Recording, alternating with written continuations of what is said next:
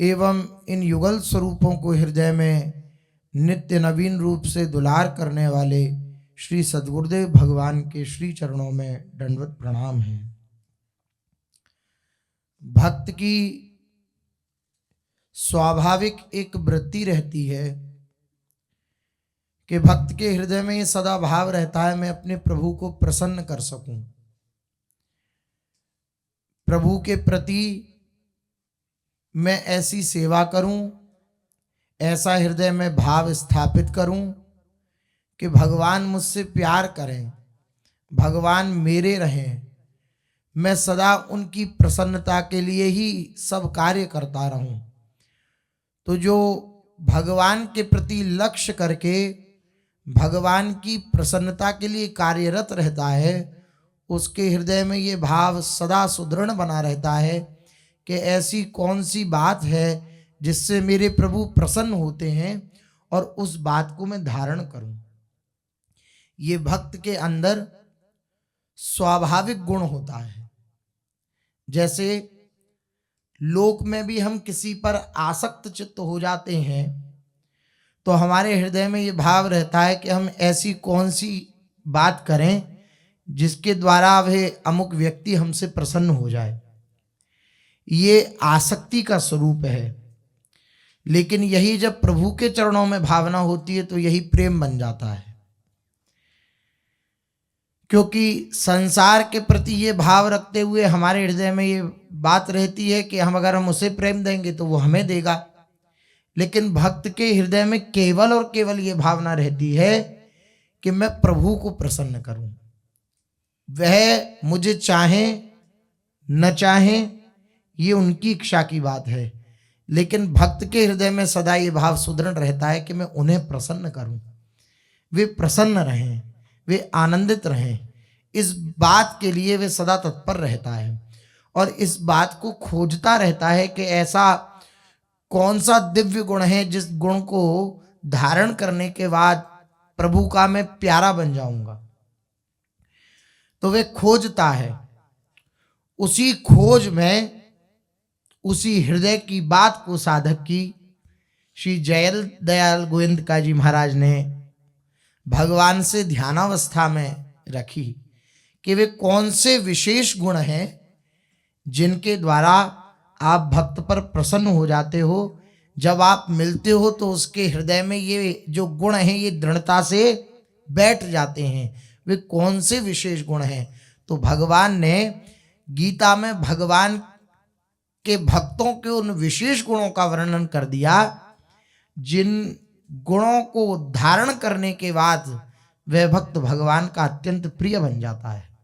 भगवान कहते हैं ये गुण जिसमें हैं या जो धारण करने की चेष्टा करता है वे मेरा अत्यंत प्रिय है, वे मेरा प्रिय भक्त है, वे मेरे अत्यंत निकटतम है, मेरे हृदय के निकट है। उसी विषय में अपने लोग चर्चा कर रहे हैं वे कौन से दिव्य गुण हैं।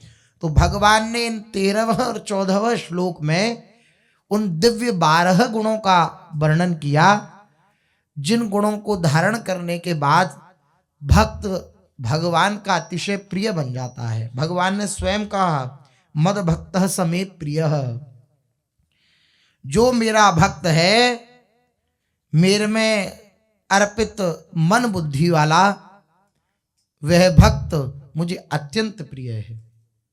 क्या क्या गुण होते हैं उस भक्त में? तो पहली बात अद्वेष्टा सर्वभूतानाम, सर्वभूतानाम अद्वेष्टा।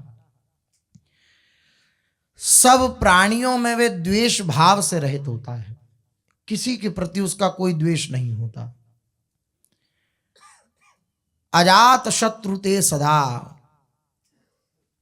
श्री सेवक जी महाराज ने भी कहा 15वें प्रकरण में कि हरिवंश नाम जापक कैसा होता है? बोले अजात शत्रु होता है। अजात शत्रु अर्थात उसका संसार में कोई शत्रु नहीं होता। ये भगवान के दिव्य भक्त का लक्षण है, क्योंकि अपने प्रभु को ही वह जब सर्वत्र दर्शन करता है, सब जगह अपने प्रभु को देखता है, तो उसके जीवन में ये भावना ही नहीं होती है कि मैं किसी से द्वेष करूं। क्योंकि सर्वत्र प्रभु को देख रहा है, जिनसे प्यार के लिए इस मार्ग पर आया है। तो जब सर्वत्र उन्हीं प्रभु को सब जगह देख रहा है तो वो किससे द्वेष करे? निज प्रभु में देखे ही जगत तो कहिसन करें विरोध। जब अपने प्रभु को ही सर्वत्र देख रहा है तो वो किसी से विरोध भाव नहीं रखता है। तो क्या करता है फिर? विरोध भाव नहीं रखता तो क्या करता है?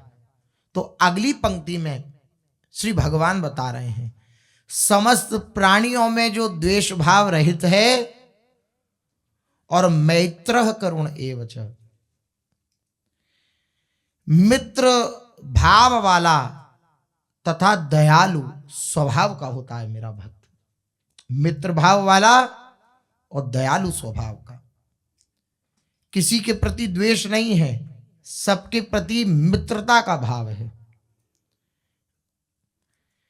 भक्त के अंतःकरण में प्राणी मात्र के प्रति केवल द्वेष का अत्यंत अभाव ही नहीं होता, प्रत्युत संपूर्ण प्राणियों में भगवत भाव होने के नाते, भगवान का दर्शन करने के नाते उसका सबसे मैत्री और दया का भाव होता है।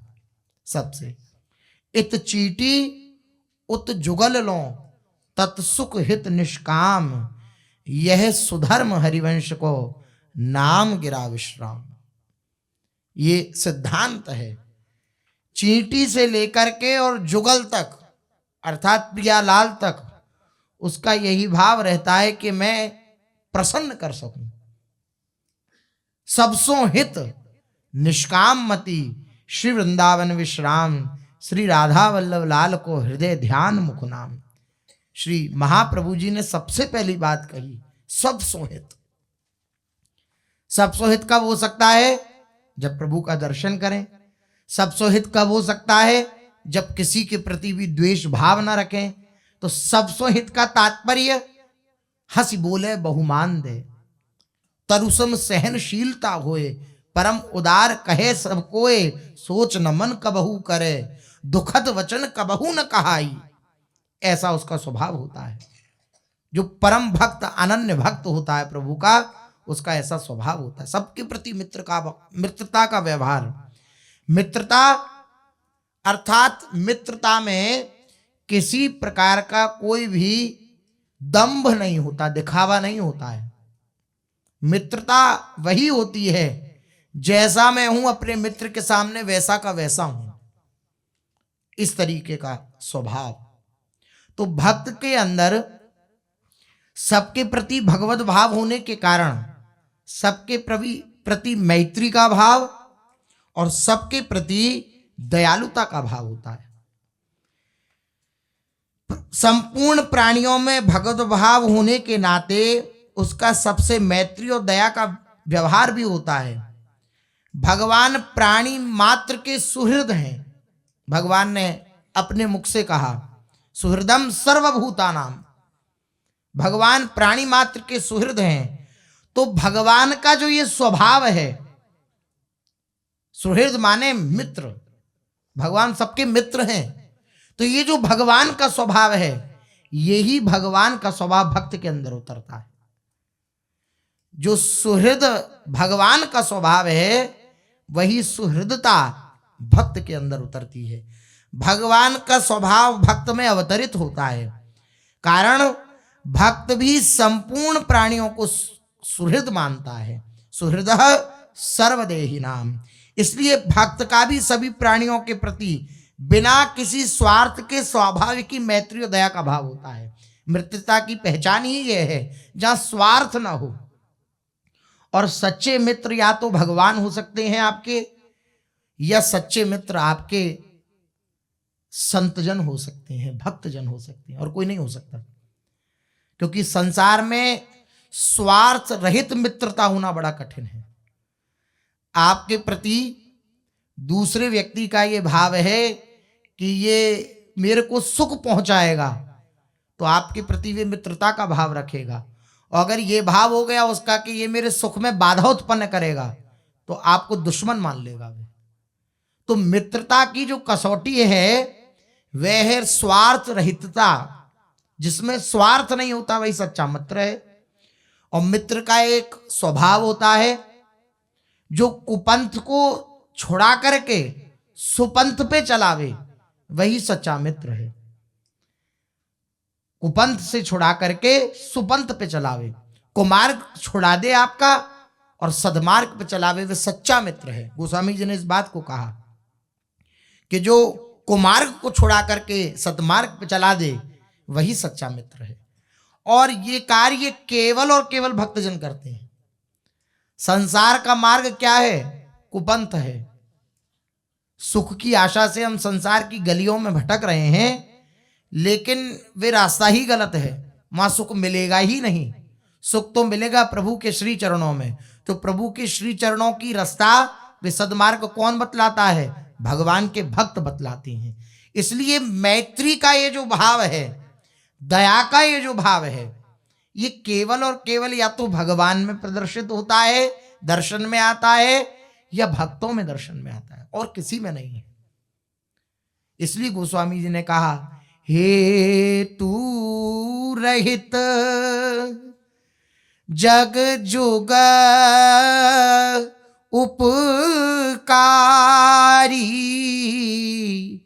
तुम तुम्हार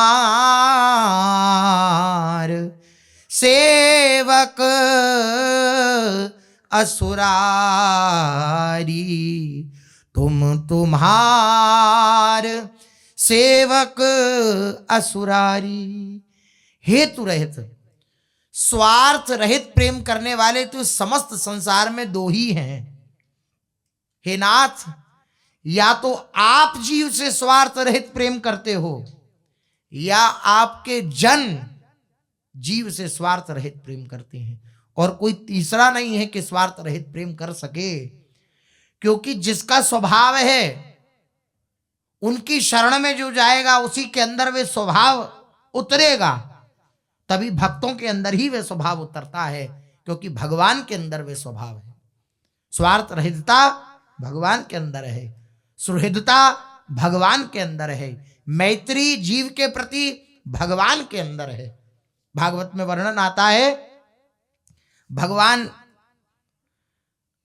एक सखा के रूप में कहते हैं कि मैं तेरा अविज्ञात सखा हूं। अविज्ञात सखा हूं, तू जानता नहीं, लेकिन मैं सदा से तेरे साथ हूं। तू मुझे पहचानता नहीं, लेकिन मैं सदा से तेरा सबसे प्राचीन मित्र रहा हूं। तू मुझे पहचान नहीं पा रहा। अविज्ञात सखा भागवत में वर्णन है। भगवान सबके मित्र हैं, और यही मित्रता का स्वभाव भक्त के अंदर उतरता है। वही सच्ची मित्रता निभा पाता है। देखिए, मित्रता निभाने का स्वभाव देखना हो तो गुरुजनों में देखिए, कैसे एकदम कहते हैं कि आज से तुम हमारे मित्र हुए। पूज्य सदगुरुदेव भगवान के मुख से सुना है ना, चिंता मत करो, आज के बाद तुम कुछ मत करो, तुम किसी प्रकार की चिंता मत करो, बस हम जो आज्ञा कर रहे हैं बस वही करते रहना। आज से हम तुम्हारे मित्र, हम सब देख लें। ये है मित्रता। और ऐसा नहीं है कि बस हमारे हृदय को ढांढस बनाने के लिए गुरुजनों ने ऐसा कह दिया हो। नहीं, वे निर्वाह करना जानते हैं। वे निर्वाह करना जानते हैं। संसार का मित्र आपको आश्वासन देकर के आपको भ्रमित भी कर सकता है, लेकिन भगवान के भक्त आश्वासन देकर कभी भ्रमित नहीं कर सकते। इतिहास साक्षी है, भक्तों ने जिस जिसका हाथ पकड़ा, भगवान ने भी उसका हाथ कभी नहीं छोड़ा। भक्तों ने फिर कभी उसका हाथ नहीं छोड़ा, कभी उसका साथ नहीं छोड़ा। ये इतिहास साक्षी है। आप इतिहास पुराण आदि उठा करके देखें, भक्तमाल आदि महापुरुषों की दिव्य वाणियों का दिग्दर्शन करें, तो आप देखेंगे कि भक्तों की शरण में जो जो आया उन सबको भगवान ने स्वीकार किया। इसलिए श्री ध्रुवदास जी महाराज कहते हैं, अजहू सोच विचार के गही भक्तन पद ओट, हरि कृपालु सब पांचली क्षमी है तेरी खोट। जितनी भी पुराने समय में तुम्हारे से गलती हो गई है, पिछली गलतियां हो गई हैं, उन सब गलतियों को अगर माफ करवाना चाहते हो तो भक्तों की शरण में हो जाओ। भक्तों की शरण में हो जाओ, क्योंकि अगर भक्तों की शरण में हो गए तो भगवान तुम्हारी सारी पिछली गलतियों को माफ कर देंगे। ये भगवान का स्वभाव। भक्तों का स्वभाव, तिहारे आगले पाछले अपराध हरिवंश खेल। ये आचार्य और भक्तों का, महापुरुषों का स्वभाव। आचार्य चरण की वाणी है, विट्ठलदास जी को पत्र लिखते हुए कह रहे हैं, विट्ठलदास मेरे प्राण हैं, तुम मेरे प्राण हो, तिहारे आगले पाछले अपराध हरिवंश खेवी। भगवान का स्वभाव, जो भक्त की शरण में आ जाता है उसके सारे पिछले पापों को विनष्ट कर देते हैं, और महापुरुषों का स्वभाव पिछले भी पापों को विनष्ट कर देते हैं, और अगर आगे कोई अपराध बन भी जाएगा तो उनका भी नाश कर देंगे। ये है सच्ची मित्रता। आपकी विपरीत से विपरीत परिस्थिति में महापुरुष जन आपके साथ खड़े हैं। जहां आपके साथ कोई खड़ा होने वाला नहीं है, जहां आपके साथ कोई सहयोग देने वाला नहीं है, वहां महापुरुष जन अपनी वाणी के प्रभाव से खड़े हैं, अपनी वाणी के स्वरूप में खड़े हैं। ये है सच्ची मित्रता। तो मित्रता जो है वे या तो भगवान के अंदर दर्शन में आती है या भगवान के भक्तों के अंदर दर्शन में आती है, और तीसरा कोई नहीं है। आप जिससे मित्रता करेंगे, आज नहीं तो कल आपको धोखा खाना पड़ेगा। स्वभाव पड़ गया है हमारा धोखा खाने का, तो हम बार बार यही संसार में अपने हृदय की पिपासा को बुझाना चाहते हैं। अन्यथा महापुरुषों की सन्निधि को प्राप्त करें तो आप संसार की असलियत को जान पाएंगे कि हमारा कोई सहयोगी नहीं है, संसार में कोई हमसे प्यार करने वाला नहीं है। हाँ, सामने वाले व्यक्ति का कोई ना कोई हमसे स्वार्थ है, इसलिए वो हमसे प्रेम करता है, अन्यथा हमसे कोई प्रेम करने वाला नहीं है। और हम है भी इस योग्य, क्योंकि हम भी किसी से स्वार्थ रहित प्रेम थोड़ी करते हैं। विचार करिए, हम सामने वाले से तो कह देते हैं कि इसका मुझसे स्वार्थ खत्म हो गया इसलिए मुझसे प्रेम नहीं करता, लेकिन आप विचार करिए कि आपका स्वार्थ है तभी तो आप लालायित हैं उससे प्रेम करने के लिए। दोनों ही जगह वैसी स्थिति है, इसलिए महापुरुषों के निकट पहुंचे हैं। महापुरुषों के निकट पहुंचेंगे तो स्वार्थ रहित प्रेम मिलेगा, लेकिन विलक्षण बात यह है कि महापुरुषों के निकट पहुंचने का बाद जब महापुरुषों का स्वार्थ रहित प्रेम जब प्राप्त होता है तो हम उस पर विश्वास नहीं कर पाते, हम उस पर भरोसा नहीं कर पाते, क्योंकि हमारी बुद्धि वही है ना, स्वार्थ से युक्त होकर हमने प्रेम किया है और स्वार्थ से युक्त ही हमें प्रेम मिला है। दोनों ही परिस्थिति में मिला भी स्वार्थ से युक्त प्रेम है और किया भी स्वार्थ से युक्त प्रेम है। तो जब स्वार्थ रहित प्रेम हमें प्राप्त होता है तो स्वार्थ रहित प्रेम को हम समझ नहीं पाते। हम ऐसा मान लेते हैं कि हम में कोई गुण है, हम में कोई ऐसी विशेष बात है जिसके लिए महापुरुष जन हमसे प्रेम कर रहे हैं। ये बात हृदय में आ जाती है, यही सबसे बड़ी भ्रांति है। इसी के कारण महापुरुषों की अत्यंत वात्सल्यमयी वृत्ति को देख करके हम भ्रमित हो जाते हैं, क्योंकि कभी ऐसा प्यार मिला नहीं है और ना कभी ऐसा प्यार हमने किया है किसी से।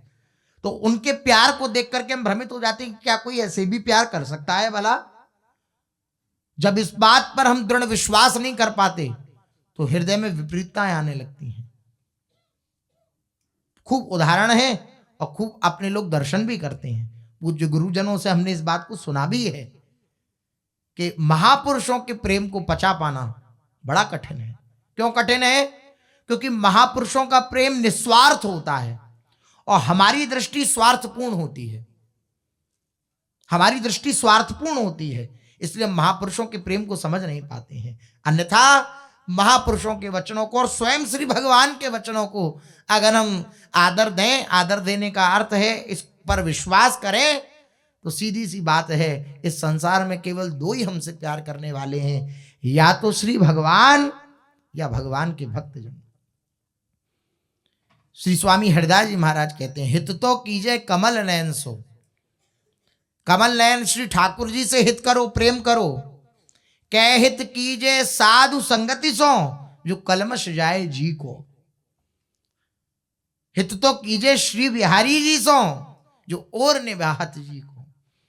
श्री स्वामी जी महाराज लिखते हैं कि या तो कमल नयन भगवान से प्रेम करो, उनसे प्रेम कर रहे हो तो उनके प्रति प्रेम आपका प्रकट नहीं हो पा रहा है तो उनके भक्तों से प्रेम करो, क्योंकि यही प्रेम, यही निस्वार्थ प्रेम आपके हृदय में प्रेम की बाढ़ ला देगा। अन्यथा बाकी सब जगह तो आपको केवल धोखा ही धोखा मिलेगा। और छोर का निर्वाह तो केवल भगवान के या तो भक्तजन करते हैं या स्वयं बिहारी जी करते हैं।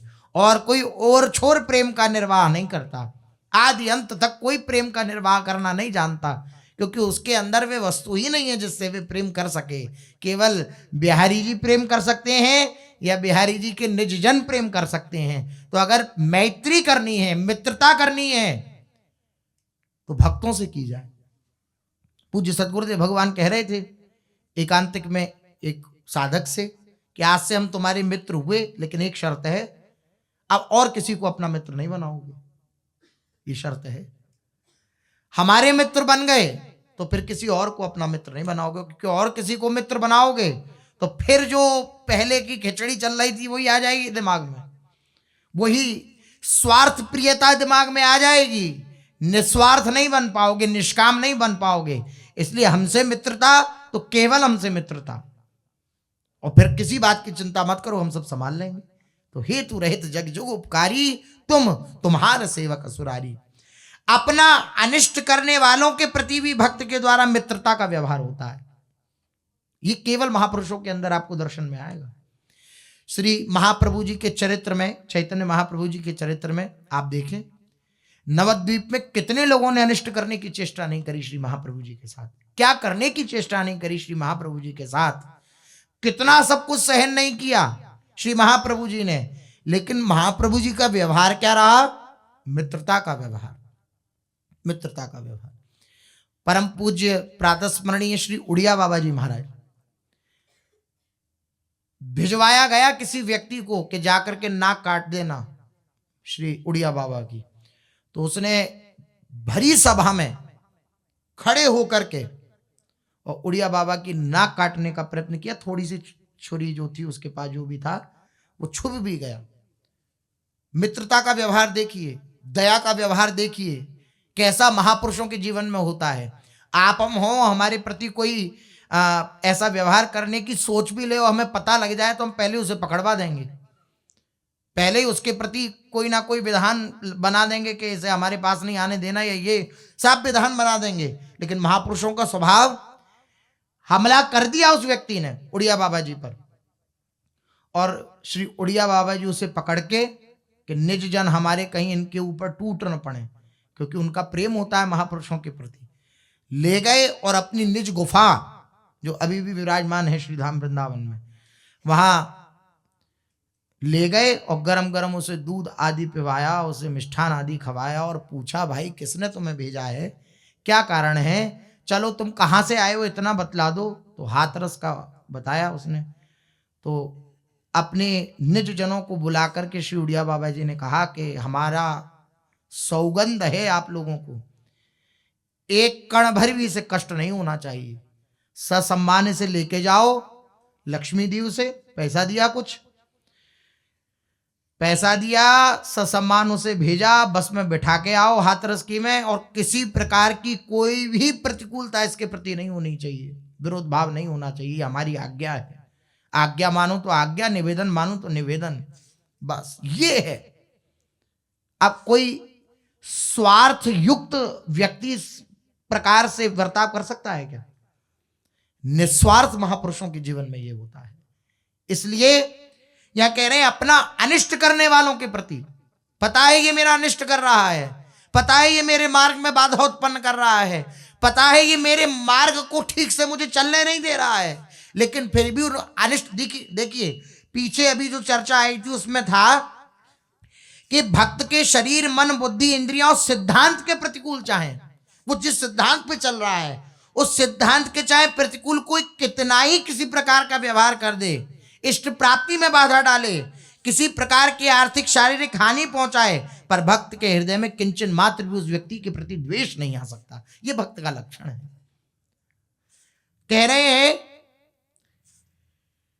उसका भाव यह रहता है कि अनिष्ट करने वाले ने अनिष्ट रूप में भगवान का विधान ही प्रस्तुत किया है। उसकी ये दिव्य स्थिति कैसे आई है? क्योंकि वो प्रत्येक विधान में भगवान का दर्शन कर रहा है। ये मूल सिद्धांत है। 6 घंटा आसन पे बैठ जाना, प्राणायाम, प्रत्याहार, ध्यान धारणा, समाधि आदि जितनी भी यौगिक क्रियाएं हैं या विलक्षण विलक्षण साधनाएं हैं, पंचाग्नि तापना, यमुना जी में खड़े होकर मंत्र जप करना, इन सबका विशेष प्रभाव है।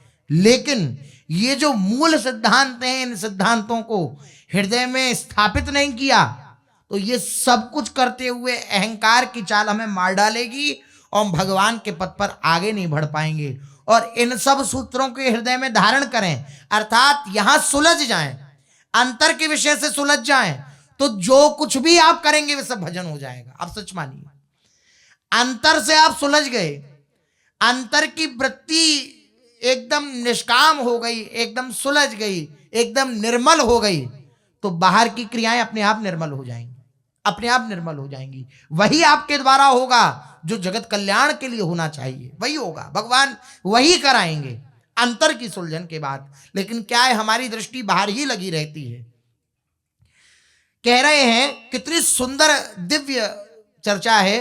पहली भी बात जो सर्वभूता नाम अद्वेष्टा, और ये दूसरी बात भी मैत्र करुण एव च, बड़ी विलक्षण है, धारण करने योग्य है, इन पर प्रयास करना चाहिए।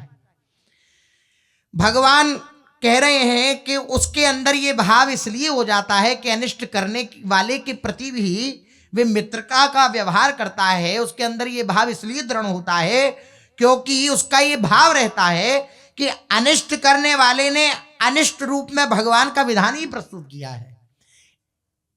ये जो क्रिया मुझे दिख रही है, ये जो व्यक्ति कुछ मेरे प्रति प्रतिकूलता कर रहा है, ये नहीं कर रहा, इसके द्वारा कराया जा रहा है। करने वाला कौन है? जिनकी मैं शरण में हूं। बोले क्या वो मेरा अमंगल कर सकते हैं? वो अमंगल नहीं कर सकते। मेरी दृष्टि में वो अमंगल है, उनकी दृष्टि में वो अमंगल नहीं है। जैसे बालक की दृष्टि में माता की क्रिया अमंगल प्रदर्शित हो सकती है, दिख सकती है उसे।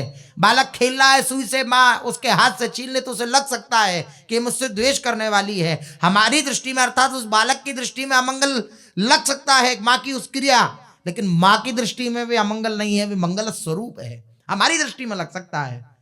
वो मंगल भवन प्रभु अनंत वात्सल्य धारण करके मेरे प्रति ऐसा व्यवहार करा रहे हैं, इससे भी उच्च भाव वो स्वयं कर रहे हैं, करा रहे हैं एक भाव, और दूसरा भाव कर रहे हैं, जिसमें जिसकी जैसी रुचि बन पावे। अनिष्ट करने वाले ने अनिष्ट रूप में भगवान का विधान ही प्रस्तुत किया। इसलिए गुरुजन कहते हैं कि क्रिया पर दृष्टि मत रखो, कारण पर दृष्टि रखो। अब आप विचार करिए, हम दिन भर में कितनी देर कारण पर दृष्टि रख पाते हैं? बड़ी विचित्र स्थिति है चित्त की। वो हर समय क्रिया देखता रहता है, इसने ऐसा कहा, इसने मुझे ऐसे देखा, इसने मुझसे ऐसे बोला, अब इसने मुझे ऐसे मारा, इसने मुझे यहाँ नहीं खड़े होने दिया, ये नहीं करने दिया, वो नहीं करने दिया। बस ये नहीं देखते हम कि हमारे प्यारे ही हमारे साथ खेल रहे हैं, खेल रहे हैं। खेल मानिए, आनंदित होइए, मेरे प्यारे ही इस रूप में आकर के मेरे साथ खेल रहे हैं। कठिन है? असंभव नहीं। कठिन इसलिए प्रतीत होता है क्योंकि भगवत प्राप्ति का लक्ष्य अभी सुदृढ़ नहीं है, और आसान उस उपासक को प्रतीत होता है जिसका भगवत प्राप्ति का लक्ष्य दृढ़ है। अतः उसने जो कुछ किया है, उस व्यक्ति ने मेरे लिए ठीक ही किया है, ऐसा उसका भाव होता है। कारण कि भगवान का विधान सदैव मंगलमय होता है। इतना ही नहीं, भक्त यह मानता है कि मेरा अनिष्ट करने वाला, अर्थात अनिष्ट करने में जो निमित्त बना है, वो अनिष्ट करने वाला मेरे पूर्वकृत पाप कर्मों का नाश कर रहा है। अतः वे विशेष रूप से आदर का पात्र है। कोई आपके घर में सफाई कराने के साथ सहयोगी हो जाए तो आपके विशेष आदर का पात्र होगा कि नहीं होगा? आपका घर बहुत मैला है, बहुत गंदा है, और आप अकेले उसको साफ नहीं कर सकते। आपके साथ कुछ सफाई करने वाला सहयोगी मिल जाए तो आप उसको दुत्कार के भगा देंगे, या उसे बढ़िया सफाई होने के बाद गरम गरम दूध और बढ़िया उसे पकौड़ी छान करके खवाएंगे, बढ़िया बढ़िया वस्तु से पवाएंगे कि भाई तुमने, मैं तो अकेले कर नहीं सकता था, तुमने मेरा ये सहयोग कर दिया। इसलिए मेरे कलमश हृदय को, जो पापों से भरा हुआ है, उस पापों से भरे हुए हृदय को मैं साफ करने में सक्षम नहीं था, लेकिन भगवान ने उस अनिष्टकारी को निमित्त बना करके मेरे हृदय को साफ करवाया। इसलिए मेरे लिए वो बड़ा आदर का पात्र है, आदर का पात्र है। दूसरी बात, हम किसी से प्रेम करते हैं और उसका कोई संदेश वाहक आए तो वो हमारे लिए आदर का पात्र है या नहीं है। उस संदेश वाहक के प्रति अगर हम विनम्रता का व्यवहार करते हैं तो अपने प्रेमी के प्रति विनम्रता का व्यवहार कर रहे हैं, और उसके प्रति हम अगर विरोध का भाव उत्पन्न करते हैं उस संदेश वाहक के प्रति, तो अपने प्रेमी के प्रति हम विरोध का भाव करते हैं। इसी प्रकार अगर भगवान के द्वारा निमित्त रूप में किसी व्यक्ति को भेजा गया है, अगर हम उसका आदर करते हैं तो हम भगवान का आदर कर रहे हैं, अगर हम उससे द्वेष करते हैं, उसको हानि पहुंचाना चाहते हैं, उसके प्रति हृदय में ईर्ष्या रखते हैं, तो हम किसके प्रति रख रहे हैं? भगवान के प्रति रख रहे हैं। इसलिए भक्त का भाव आदर का भाव होता है उस व्यक्ति के प्रति। साधक मात्र के मन में ये भाव रहता है और रहना ही चाहिए कि उसका अनिष्ट करने वाला उसके पिछले पापों का फल भुगता कर उसे शुद्ध कर रहा है। जब सामान्य साधक में भी अनिष्ट करने वाले के प्रति मैत्री और करुणा का भाव रहता है, फिर सिद्ध भक्त का तो कहना ही क्या है। सिद्ध भक्त का तो उसके प्रति ही क्या, प्राणी मात्र के प्रति मैत्री और दया का भाव रहता है। पातंजल योग दर्शन में चित्त शुद्धि के 4 हेतु बतलाए गए हैं। मैत्री करुणा मुदितोपेक्षणानाम, सुख दुख पुण्या पुण्य विषयाणाम, भावना नातश्चित्त प्रसादनम। सुखियों के प्रति मैत्री, दुखियों के प्रति करुणा, पुण्यात्माओं के प्रति मुदिता प्रसन्नता, और पापात्माओं के प्रति उपेक्षा के भाव से चित्त में निर्मलता आती है। लेकिन भगवान ने चारों हेतुओं को 2 वस्तुओं में विभक्त कर दिया, मैत्री में और करुणा में। पातंजलि योग दर्शन में तो 4 चीजें बतलाई गई, लेकिन भगवान ने 2 में विभक्त कर दिया, मित्रता में और करुणा में। तात्पर्य यह है कि सिद्ध भक्त का सुखियों और पुण्यात्मा के प्रति मैत्री भाव रहता है, पुण्यात्माओं के प्रति प्रसन्नता का भाव और पापात्माओं के प्रति उपेक्षा का भाव, पातंजलि योग दर्शन के अनुसार। लेकिन भगवान के अनुसार जो पुण्यात्मा है उसके प्रति मैत्री का भाव है, जो दुखी है और पापात्मा है उसके प्रति करुणा का भाव है। किसी के प्रति यह भाव नहीं उपेक्षा का, भक्त के अंदर करुणा रहती है। दुख पाने वाले की अपेक्षा दुख देने वाले पर उपेक्षा का भाव ना होकर दया होनी चाहिए। दुख पाने वाले की अपेक्षा दुख देने वाले पर दया का भाव होना चाहिए। क्यों? ऐसा क्यों होना चाहिए? क्योंकि दुख पाने वाला तो पुराने पापों को नाश कर रहा है, लेकिन दुख देने वाला नए पापों को बना रहा है, नए पाप कर्म कर रहा है। इसलिए उसके प्रति ज्यादा दया का भाव होना चाहिए। भक्त का उन पापात्माओं के प्रति भी, यद्यपि वो किसी को ऐसा मानता नहीं है, निज प्रभु में देखें ही जगत, सबको प्रभु का दर्शन करते हुए व्यवहार करता है, लेकिन फिर भी अगर ये भाव आ जाए कि ये तो मेरे प्रति द्वेष रखता है और ये बहुत बड़ा अपराध कर रहा है, तो ऐसा नहीं होगा कि वो हृदय में ये सोचे ये मेरे प्रति अपराध कर रहा है तो इसको वैष्णव अपराध लगना चाहिए। ऐसा नहीं सोचेगा। उसके हृदय में तो ये आता है कि ये करुणा का पात्र है, ये दया का पात्र है, इसे पता नहीं है ये क्या कर रहा है। ऐसे सुना है ना महापुरुषों के चरित्रों में कि बड़े से बड़े कष्ट दिए तो वो भगवान से प्रार्थना कर रहे हैं कि इन्हें पता नहीं है ये क्या कर रहे हैं, हे नाथ इन पर करुणा करना, हे प्रभु इन पर करुणा करना, इनके अपराध का इन्हें दंड मत देना, इनके अपराध का इन्हें दंड। देखिए नित्यानंद महाप्रभु जगाई मधाई के चरित्र में मार देते हैं कंकड़, तो नृत्य करते हैं। श्री नित्यानंद महाप्रभु कहते हैं इन्होंने मेरे उपेक्षा के भाव से भले ही सही, लेकिन 1-2 बार हरि बोल बोला, हरि हरि बोल दिया है, और हे नाथ इन्होंने ये जो पत्थर मेरे मारा है मुझे इस बात का किंचन मात्र भी क्षोभ नहीं है, इन्हें क्षमा कर देना। ये भक्त का स्वभाव होता है। जो उसके प्रति द्वेष रखता है उसके प्रति भी भक्त का भाव मित्रता का होता है, दया का होता है, करुणा का होता है। इसलिए भगवान ने कहा सब प्राणियों में द्वेष भाव से जो रहित है और जो मित्र भाव तथा दयालु स्वभाव अपने हृदय में रखता है, मैत्र करुण एवं मेरा भक्त वह मुझे अत्यंत प्रिय है। और जो गुण श्री भगवान ने वर्णन किए सो शेष आगे चलते हैं।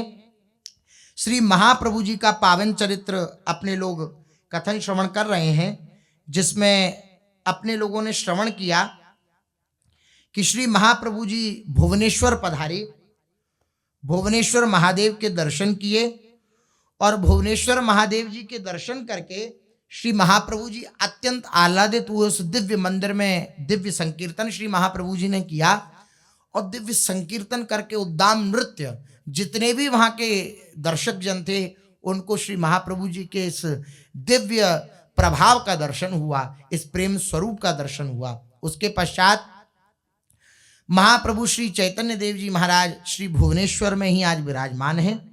भगवान शंकर का दर्शन करके उसी मंदिर प्रांगण में रात्रि का समय हुआ, कथानक प्रारंभ हुई, कथा की चर्चा प्रारंभ हुई, सत्संग प्रारंभ हुआ।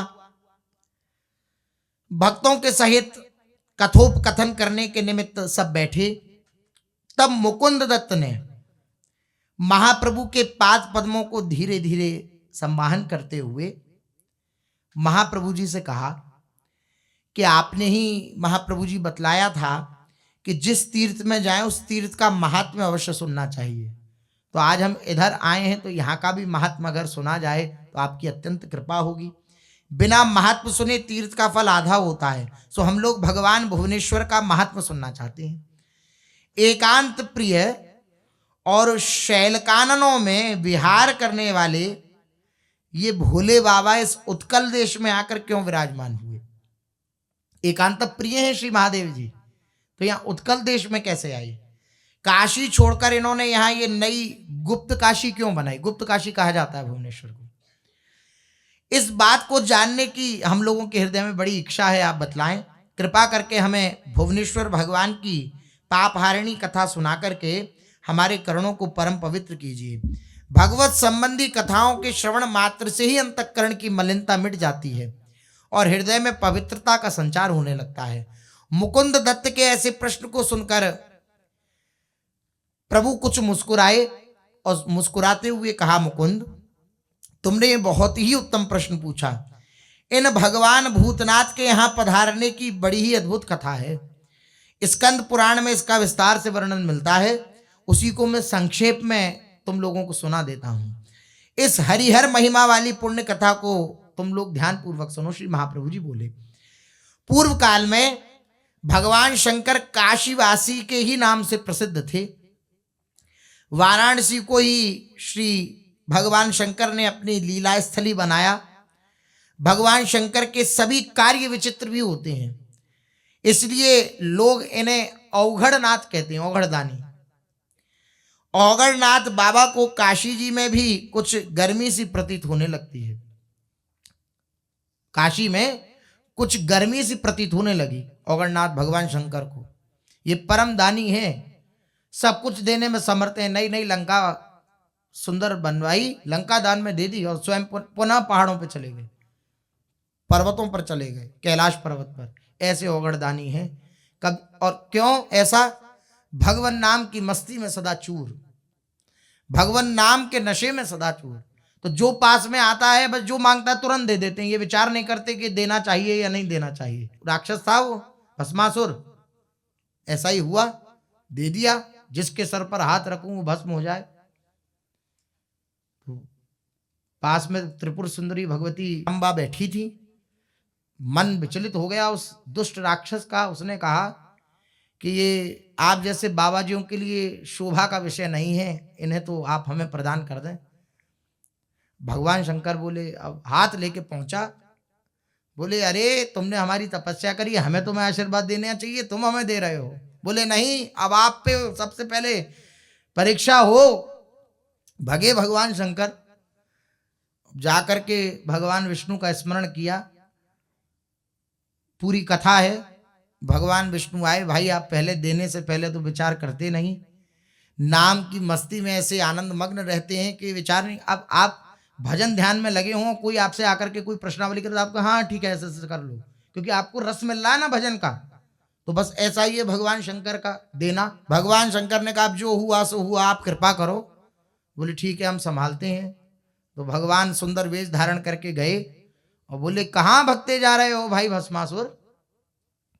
अरे हम भगवान शंकर के पीछे जा रहे हैं, उन्होंने हमें ये वरदान दिया है कि हम जिसके सिर पर हाथ रखेंगे वे भस्म हो जाएगा।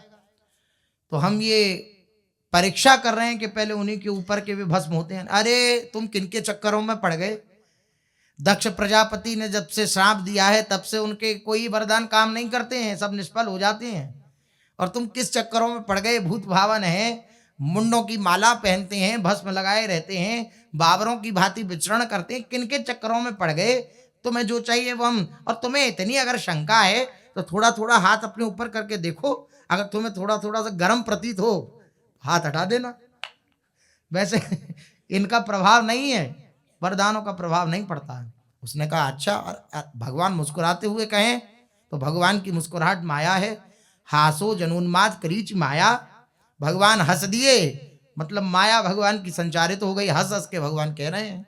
बस उसने कहा ठीक है, जैसी हाथ अपने ऊपर धरा सोई भस्मासुर भस्म हो गया।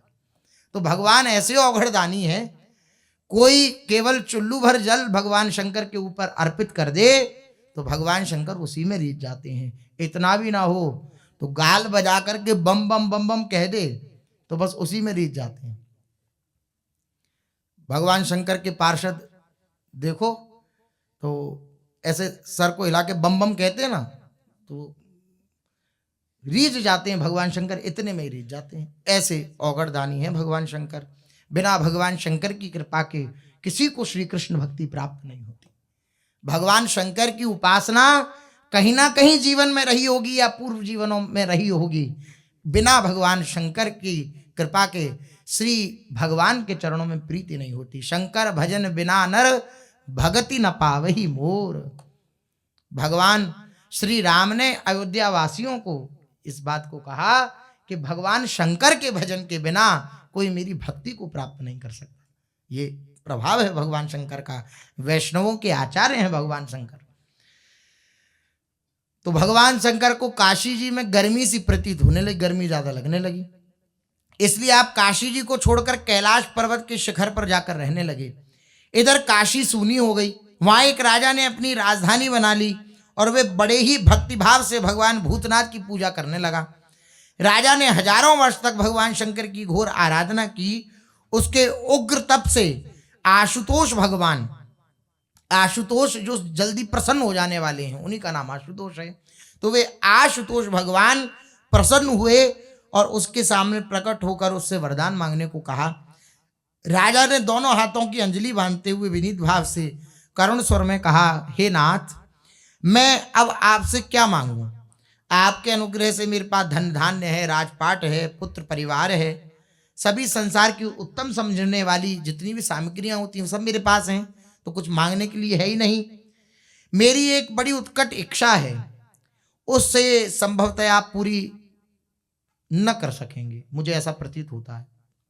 तो भगवान शंकर ने प्रसन्नता के वेग में कहा कि राजन, मेरे लिए प्रसन्न होने में त्रिलोकी की कोई वस्तु अलभ्य नहीं है, अर्थात सब प्रदान हो सकती है, दुर्गम नहीं है, कोई भी वस्तु अधेय नहीं है। तुम्हारी जो इच्छा हो निसंकोच भाव से मांग लो, भगवान शंकर सब कुछ दे सकते हैं। भावी का मेटना कितना कठिन होता है, जो प्रारब्ध लिख गया है उस प्रारब्ध को मेटना कितना कठिन है, अत्यंत कठिन है, कोई नहीं मेट सकता उसे, लेकिन भावी ही मेट सके त्रिपुरारी। उस भावी को भी मिटने की सामर्थ्य है तो वो केवल भगवान शंकर में है, त्रिपुरारी भगवान में है। वो भावी को भी मेट सकते हैं, जो होने वाला है उसको भी नष्ट कर सकते हैं, भगवान शंकर का ऐसा प्रभाव है। भगवान शंकर ने कहा, ऐसी कोई वस्तु नहीं है जिसे मैं प्रदान ना कर सकूं, कोई भी वस्तु मेरी शरण में आने के बाद अदेय नहीं होती है। देखो नरसिंह जी पहुंचे भगवान शंकर की शरण में, तो भगवान शंकर प्रकट हुए और भगवान शंकर ने प्रकट होकर के नरसिंह जी से कहा कि आप को क्या चाहिए, मांगो मुझसे। तो नरसिंह जी बोले, मुझे तो कुछ मांगना आता नहीं, आपकी जो सबसे प्रिय वस्तु हो वह मुझे प्रदान कर दीजिए। हमारी प्रिय वस्तु, हमारी प्रिय वस्तु तो श्री युगल सरकार की नित्य रास भूमि, श्री युगल सरकार की नित्य रास लीला ही हमारा प्राण है। तुम तो बड़े चतुर निकले, तुमने वह मांग लिया। तो नरसिंह जी को रास में प्रवेश श्री भगवान शंकर ने कराया, त्रिलोचना सखी होकर के रास में प्रवेश हुआ। स्वयं ललिता जी की कृपा से उनको प्रवेश हुआ।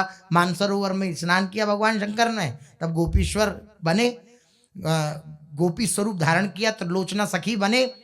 तो भगवान शंकर ने कृपा करी तो दिव्य, अति दुर्गम, अति दुर्लभ रास में प्रवेश करा दिया श्री नरसिंह जी का। और मशाल लेकर के बोले, मशाल लेके खड़े रहो, रास का दर्शन करो।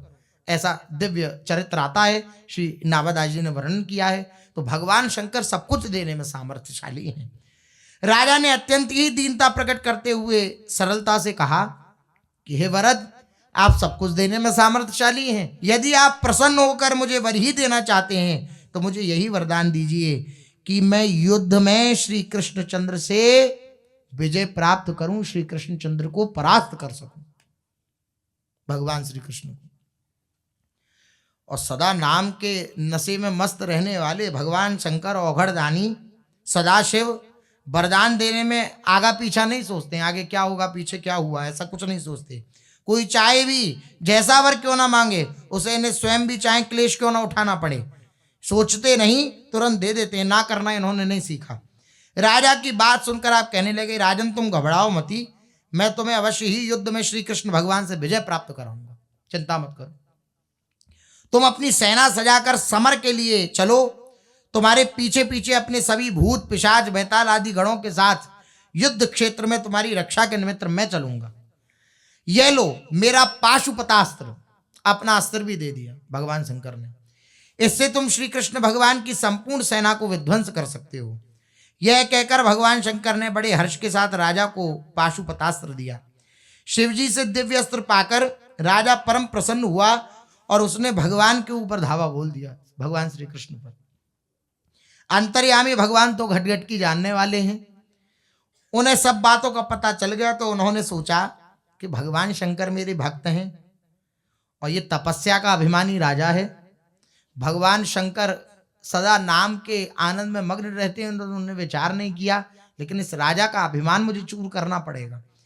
शिव जी को जो प्रिय है वे मेरा भी प्रिय है, इसलिए दोनों ही मेरे भक्त हैं। एक प्रकार से देखा जाए तो इन दोनों के मद को नष्ट करना मेरा कर्तव्य है, तभी मेरा मदहारी नाम सार्थक हो सकता है। यह सोचकर भगवान ने राजा की सेना के ऊपर सुदर्शन चक्र छोड़ा। उस सुदर्शन चक्र ने सर्वप्रथम तो राजा के सिर को धड़ से अलग करके उसे भगवान विष्णु की पुरी भेज दिया, क्योंकि भगवान का क्रोध भी वरदान के तुल्य ही होता है। मारा, लेकिन वो गया कहां? भगवान के धाम ही गया। ये हताश्चक्र धरेण राजन त्रैलोक्यनाथेन जनार्दनेन ते ते मृता विष्णुपुरीं प्रयाता क्रोधोपि देवस्य वरेण तुल्यः। इसके अनंतर राजा की संपूर्ण सेना को छिन्न भिन्न करके सुदर्शन चक्र भगवान शंकर की ओर झपटा। भगवान शंकर अपने अस्त्र शस्त्रों को छोड़कर मुट्ठी बांधकर भागे।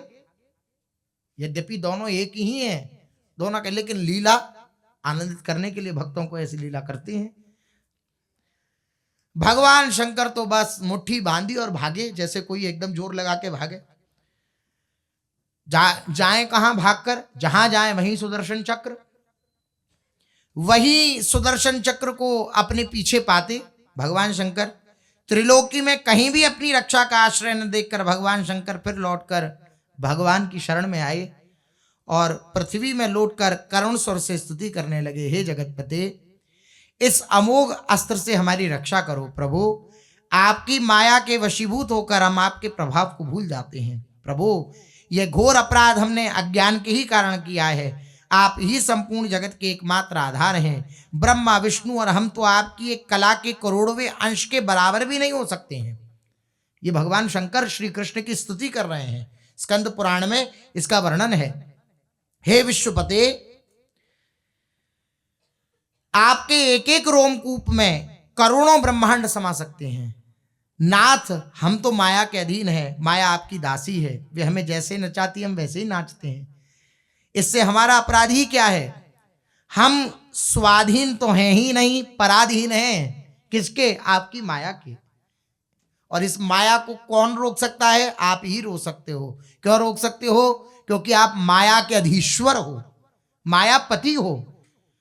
तो आप माया को डांट दोगे तो वो आपके पराधीन हमें बना देगी, हम माया के पराधीन फिर नहीं रहेंगे। शिव जी की ऐसी कातर वाणी सुनकर भगवान ने अपने चक्र का तेज संवरण कर लिया और हंसते हुए कहने लगे, शूलपाणिन, मैंने केवल आपके मद को चूर्ण करने के निमित्त सुदर्शन चक्र का प्रयोग किया था, जिससे आपको मेरे प्रभाव का स्मरण हो जाए। मेरी इच्छा आपके ऊपर प्रहार करने की नहीं थी।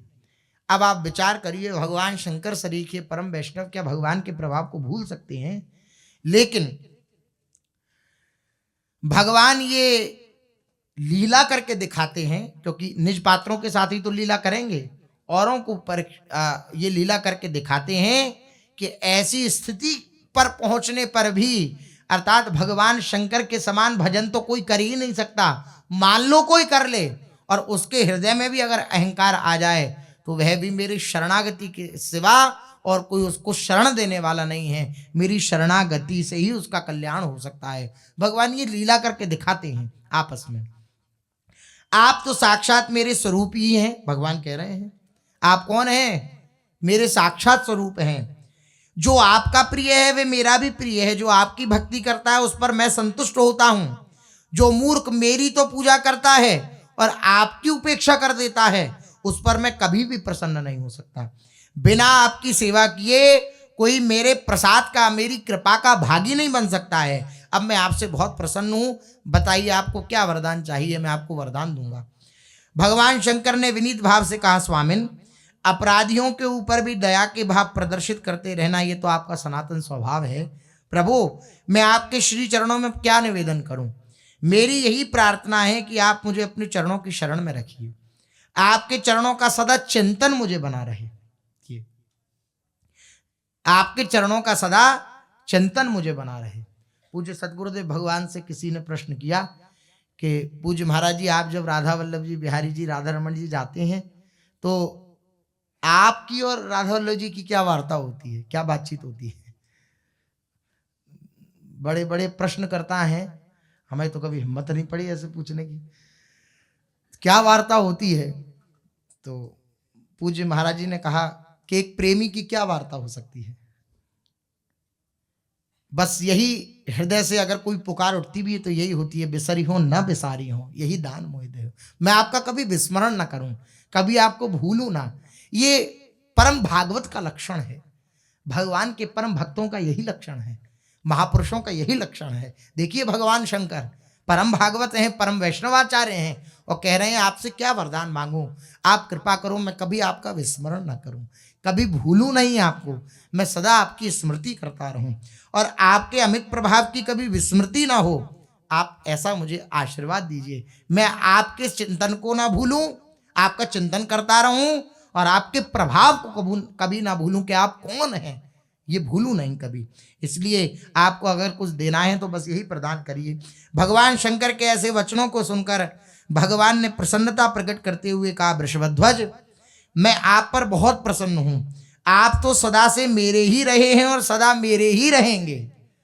आपको मेरे एक बहुत गोप्य और परम पावन जगन्नाथ क्षेत्र का तो पता ही होगा। वह क्षेत्र मुझे अत्यंत प्रिय है। उसके चारों ओर 20 योजन तक की भूमि बड़ी ही पवित्र है। उसमें जो भी जीव रहता है नीलांचल भूमि में, वह मेरा सबसे सर्वश्रेष्ठ भक्त है। वह चाहे जिस योनि में क्यों ना हो, अंत में मेरे ही धाम को प्राप्त होता है। आप वहीं जाकर निवास करें। आपका क्षेत्र गुप्त काशी के नाम से प्रसिद्ध होगा और उस क्षेत्र में जाकर जो आपका दर्शन करेंगे उनके जन्म जन्मांतरों के पाप क्षय हो जाएंगे। भगवान शंकर गुप्त काशी में वहां विराजमान है और स्वयं श्री प्रियालाल श्री धाम वृंदावन में विराजमान है और इन वृंदावन बिहारी का दर्शन करने के लिए गोपेश्वर के स्वरूप में यहीं विराजमान है। तो कहीं पापक्षय करने की, यद्यपि कहीं हृदय में भाव हो तो जाना ही चाहिए, लेकिन जो वृंदावन के अनन्य उपासक हैं उनके लिए तो वृंदावन में ही सब कुछ है। जगन्नाथ जी भी वृंदावन की लीला को सुनकर ही उस रूप में प्रकट हुए हैं। वृंदावन का प्रभाव ही है जगन्नाथ जी के। और देखो, जो रथ यात्रा होती है वो भाव भी यही है कि श्री जगन्नाथ जी महाराज वृंदावन आते हैं। जो गुंडीचा मंदिर है वो वृंदावन का ही भाव है, श्री वृंदावन में ही आते हैं श्री जगन्नाथ महाप्रभु।